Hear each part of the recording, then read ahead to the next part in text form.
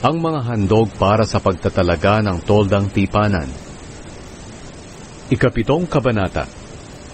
Pagkatapos maiayos ni Moises ang tolda, winisikan niya ito ng langis, at itinalaga pati ang lahat ng kagamitan nito.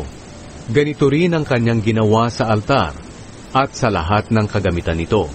Pagkatapos nagdala ng mga handog sa Panginoon ang mga pinuno ng Israel, na pinuno ng bawat lahi. Sila ang nakatalaga sa pagsisensus. Nagdala sila ng 6 na kariton at 12 baka, 1 kariton sa bawat 2 pinuno, at 1 baka sa bawat isa sa kanila. Dinala nila ito sa harapan ng toldang sambahan.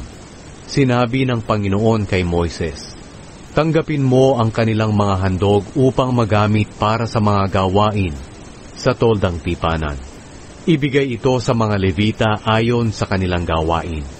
Kaya tinanggap ni Moises ang mga kariton at ang mga baka, at ibinigay ito sa mga Levita. Ibinigay niya ang 2 kariton at 4 na baka sa mga angkan ni Gershon para sa kanilang gawain, at ibinigay niya ang 4 na kariton at 8 baka sa mga angkan ni Merari para rin sa kanilang gawain. Pinamumunuan silang lahat ni Itamar na anak ng paring si Aaron. Pero hindi binigyan ni Moises ng kariton o baka ang mga angkan ni Kohat, dahil sila ang itinalaga sa pagdadala ng mga banal na bagay ng tolda.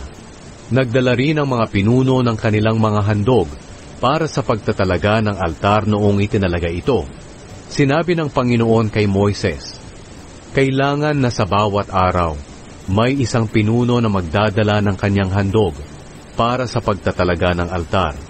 Sa ganitong paraan nila dinala ang kanilang mga handog. Nang unang araw, si Nashon na anak ni Aminadab, na pinuno ng lahi ni Huda.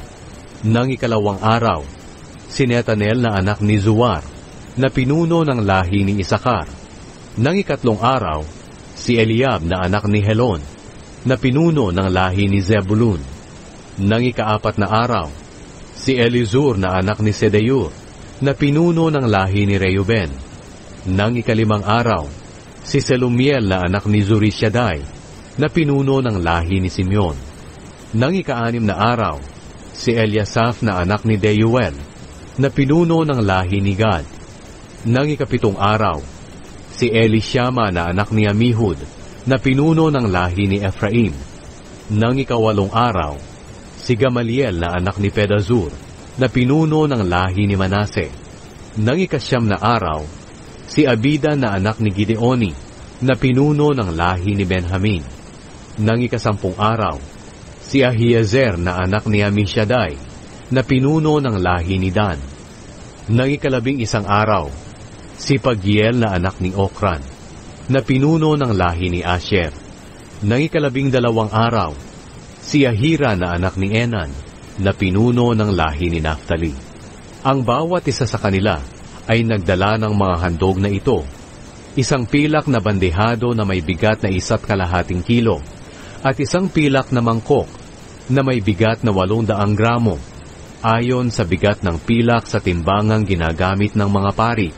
Ang bawat isa nito ay puno ng magandang klaseng harina na hinaluan ng langis para sa handog sa pagpaparangal sa Panginoon. Nagdala rin ang bawat isa sa kanila ng 1 gintong pinggan na may bigat na mga 120 gramo na puno ng insenso, 1 batang toro, 1 lalaking tupa, at 1 batang lalaking tupa na 1 taong gulang bilang handog na sinusunog, 1 lalaking kambing bilang handog sa paglilinis, 2 baka, 5 lalaking tupa, 5 lalaking kambing, at 5 batang lalaking tupa na 1 taong gulang bilang handog para sa mabuting relasyon. Ito ang lahat ng mga handog ng 12 pinuno ng mga Israelita para sa pagtatalaga ng altar. 12 pilak na bandehado, 12 pilak na mangkok, at 12 gintong tasa. Ang bawat bandehadong pilak ay may bigat na 1.5 kilo, at ang bawat mangkok na pilak ay may bigat na 800 gramo. Ang kabuuang timbang nila ay mga 28 kilo, ayon sa timbangang ginagamit ng mga pari. Ang 12 gintong lalagyan na puno ng insenso ay may bigat na mga 120 gramo bawat isa, ayon sa bigat ng ginto sa timbangang ginagamit ng mga pari. Ang kabuuang timbang nila ay mga 1,440 gramo. Ang mga hayop na ibinigay para sa handog na sinusunog, 12 batang toro, 12 lalaking tupa, at 12 lalaking tupang 1 taong gulang pa lang ang edad. Kasama nito ang mga handog bilang pagpaparangal sa Panginoon.